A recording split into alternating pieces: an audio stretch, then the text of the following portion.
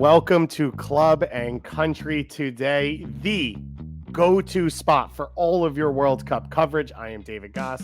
Alongside me is Bobby Warshaw, our final preview episode of the week as the World Cup kicks off on Sunday afternoon, 11 a.m. Eastern time on the East Coast on Fox as well as on Telemundo. We're going to talk Group H today, the last group that we still have to preview. We've been doing it all week. So if you've missed any of our shows, you can just go back, just search MLS Today on Spotify or any of your podcast feeds, and you can go listen to us, give you the full rundown of every single team. We've talked what you need to know, star players, how they got here, the big storylines around all of the teams so far, and we will do the final four teams here. On news, we have to start with Sadio Mane, of course, the star player, the player of the year in Africa, the star player for Senegal. Bayern Munich winger. He underwent surgery yesterday. He is officially ruled out of the entire World Cup, taken off the Senegal roster, and will not be available. This was one of the big teams we talked about on Monday, Bobby, with Pa Modou, and he talked about their potential to do something historic, what they've already built, winning AFCON last year under Aliou Cisse, and this is a huge hit to their opportunity, as well as Virgil van Dijk said, to the sport. Into fans. This is one of the guys that people were tuning into the World Cup to see. Yeah, you nailed it right there. I mean, there's two main parts here. One is just, it's sad, man. Like, Sadio Mane seems like such a good dude. He means so much to that country. Everything he does outside of sport with his joy, with his charitable giving is so important to what they offer.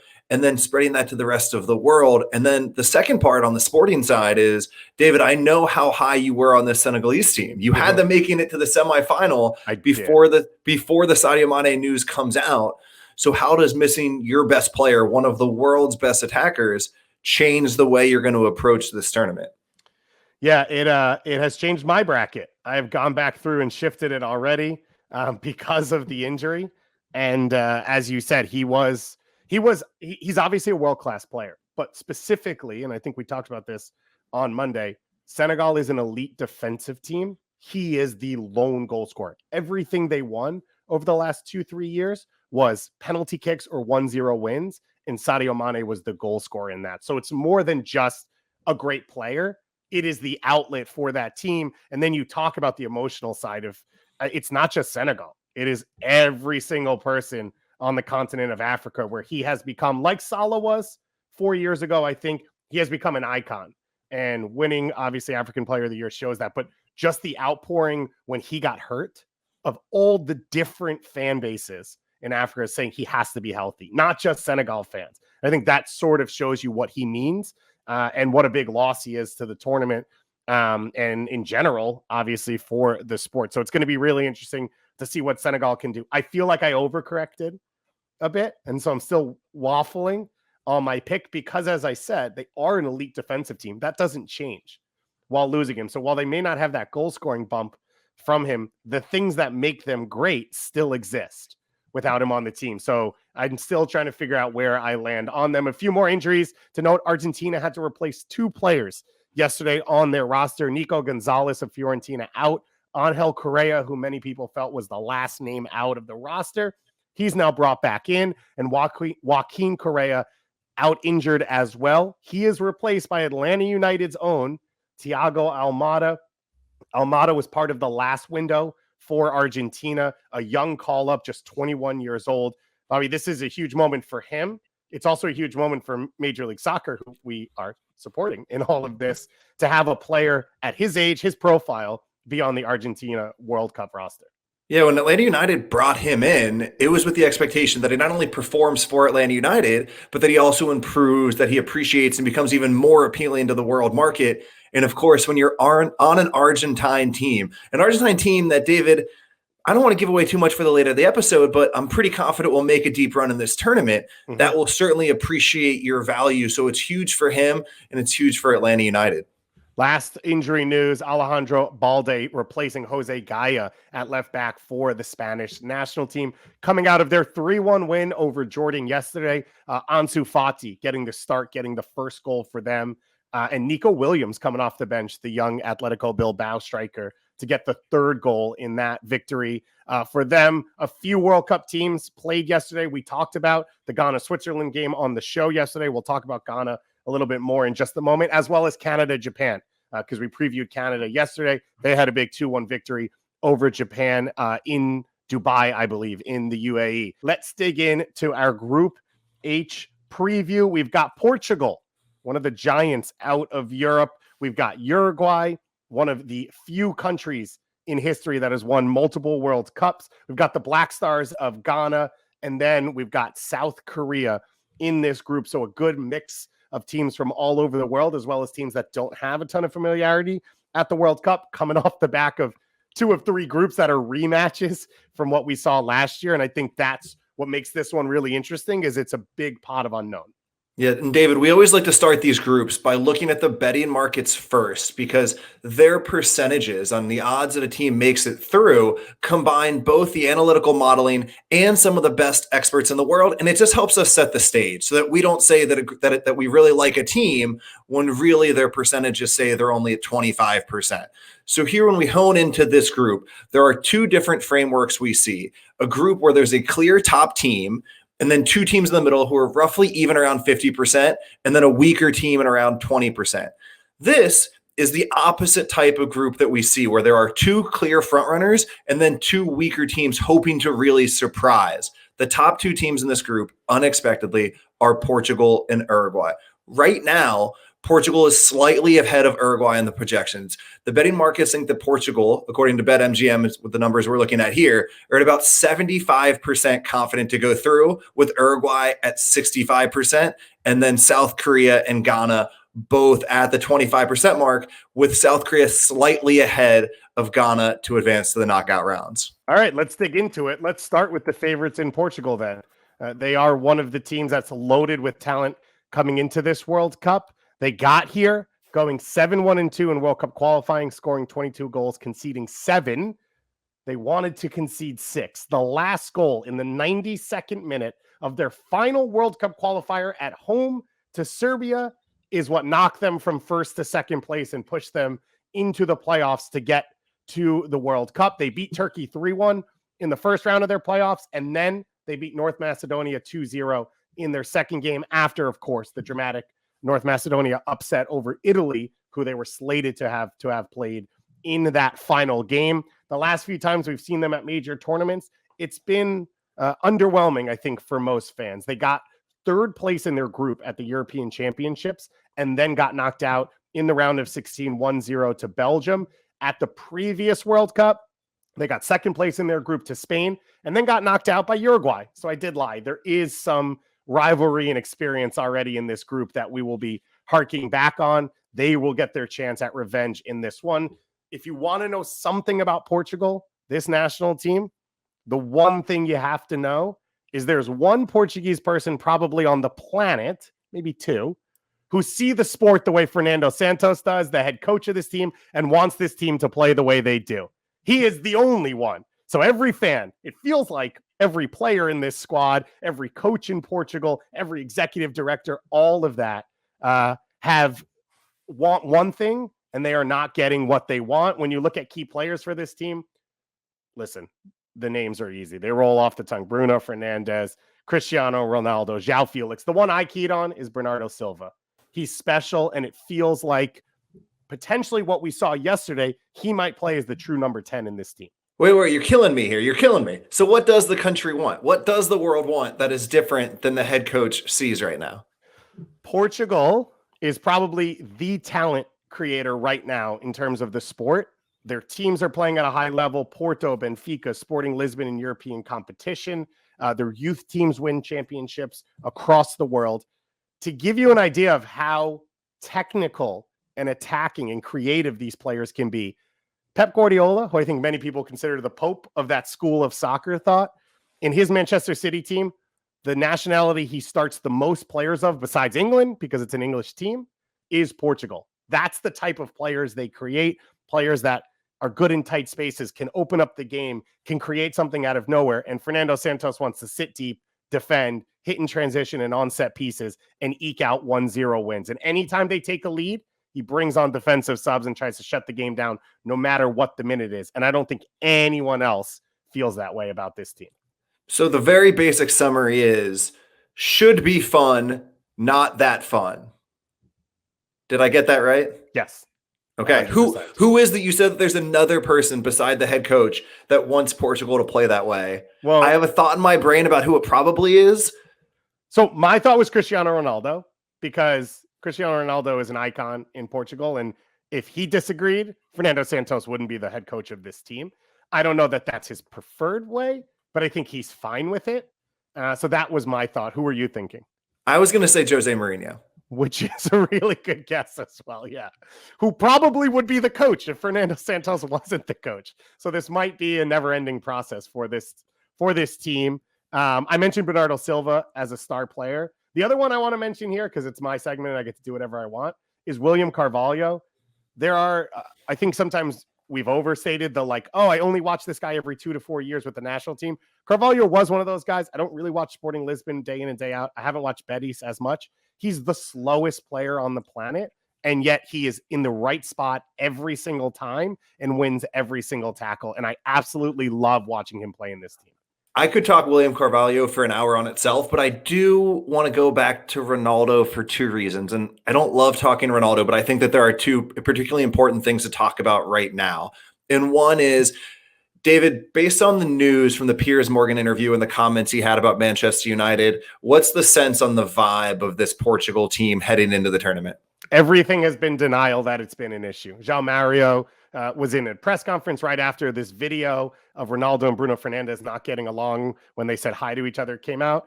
And everyone said, oh, Bruno Fernandes is mad about what he said about Man U. And then the rumor is that he was the last to show up for the camp. And Ronaldo said to him, what, did you swim here or take a boat?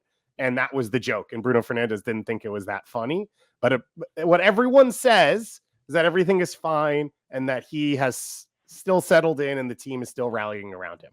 And then on a similar note, anybody that's watched Manchester United this year knows that Cristiano Ronaldo and Bruno Fernandes do not make the best sporting tactical compatriots on the field, with Bruno Fernandes as the 10 and Cristiano Ronaldo as the 9.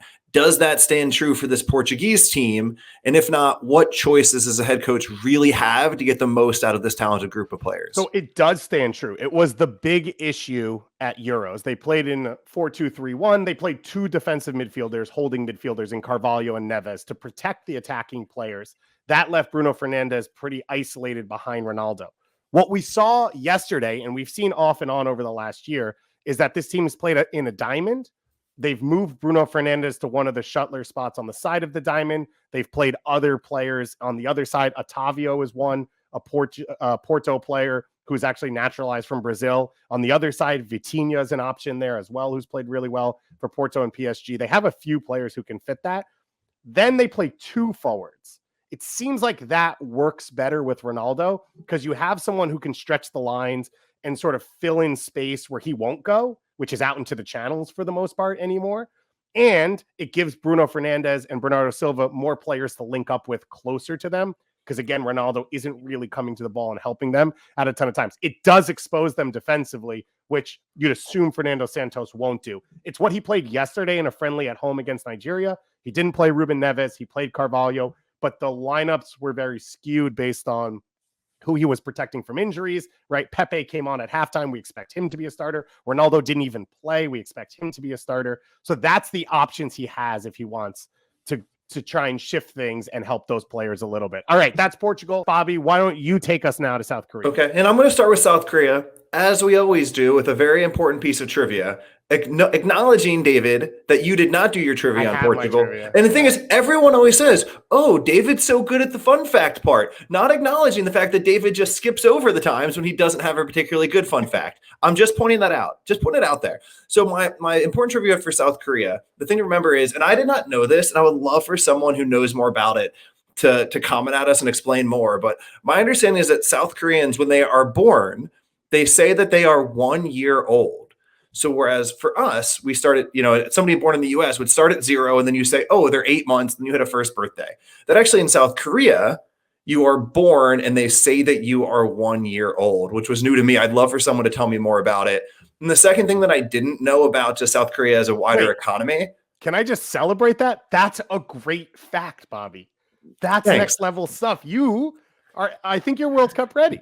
Thanks. Oh, that feels good. That feels really good to hear. I feel pretty informed right now. And the second is that just in overall context on the countries, South Korea has the 10th largest economy by GDP in the world. I didn't realize it was that big of an economy. So I'm glad I looked that up. How did they get here? How did the South Korean team make the 2022 Men's World Cup? Well, they finished second in their Asia qualifying group behind Iran and ahead of UAE, Iraq, and Syria. This is South Korea's 6th straight World Cup appearance. The last time you saw them, the last time you remember them from, is probably beating Germany in the last game of the 2018 Men's World Cup. South Korea were already eliminated, but their victory over Germany also eliminated the Germans and embarrassed that country. So that's at least my main memory from them. The one summary, when you watch this team, the one main thing to know, and this is slightly up in the air, but I still think it's the main takeaway, it's that Son is the most joyful player to watch in the world. He plays for Tottenham. He always plays with a smile. He can do so many impressive things in the attack, but I do increasingly appreciate now when I see a top level professional that is just joyful in the way they go about it. They're not stressed. They're not carrying a chip on their shoulder.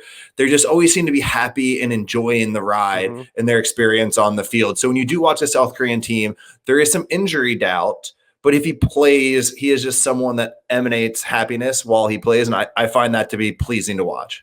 I absolutely agree with you. His also the way that country rallies around him gives you that similar feeling. Like when there's a video that comes out of him smiling with Harry Kane, it goes viral across all South Korean social media and the numbers go huge and everyone's just happy to see him happy. And that's really fun.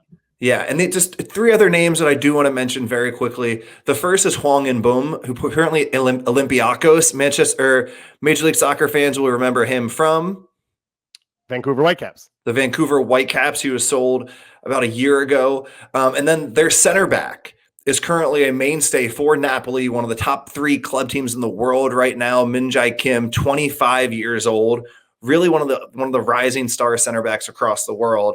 And then for young players to keep an eye on, Lee Kang-in won the best player at the 2019 U20 World Cup. Certainly an impressive trophy to take home. So he is a young starlet to keep an eye on for this tournament.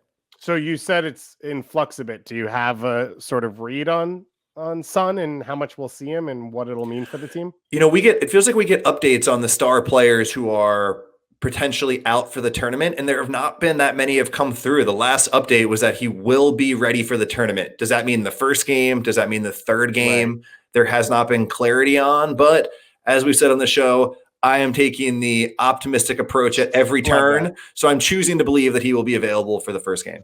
It's an eye injury that he's dealing with, which is unique, obviously. And I saw the pictures of him in the mask. He's got the little black Batman mask that he should wear as protection. I know I've said this about a lot of fan bases, but for anyone who lives anywhere around the world, I'd highly recommend to find a Korean community near you and go watch the games with them. They are an epic fan base. The organized chants, they're into the team, everything. So I'd highly recommend that. I will be doing that in the New York area, which of course is a little easier. Let's move on to Uruguay. And Bobby, I will start with my fun fact because that's why I forgot it for Portugal. I didn't have it at the top.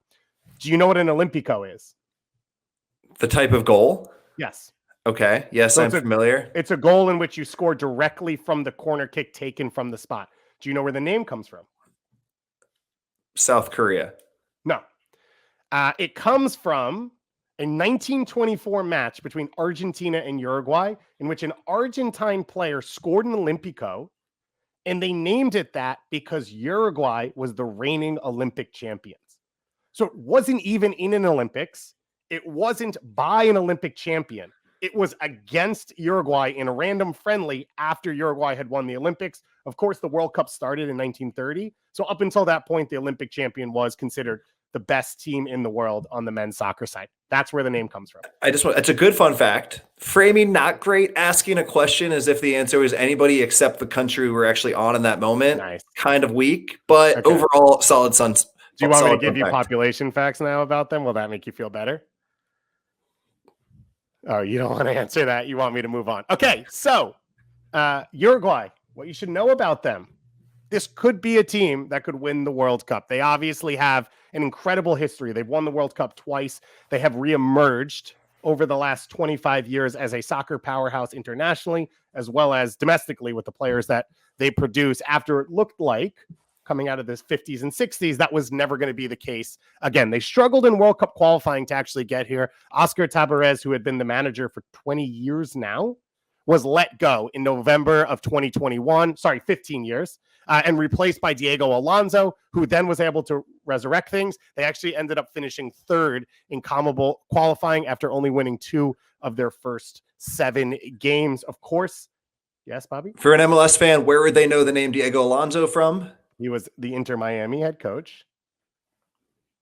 Thank you for that prompt, Bobby. I really appreciate it. 2018 World Cup, they went out in the quarterfinals after knocking off Portugal, as I said, in the round of 16. And then Edson Cavani, who was their leading scorer at the time, got hurt in the Portugal game, and they ended up losing to France in the quarterfinals. But when you look at this team, it is one of the most complete rosters at this World Cup. And that's what's really exciting. You talk about star players. You start with Federico Valverde. For the first time in 20 years, you're not starting with Luis Suarez, but Valverde, the assist to win the Champions League for Real Madrid last year. He has been dominant to start the year for Real Madrid, just 24 years old, a center mid.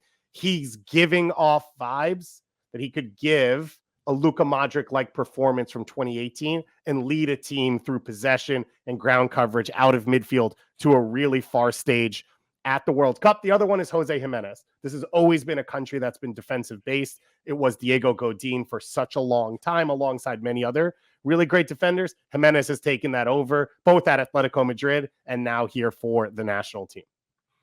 I'm glad you brought up Federico Valverde, because there's a quote from him that I want to talk about for a second.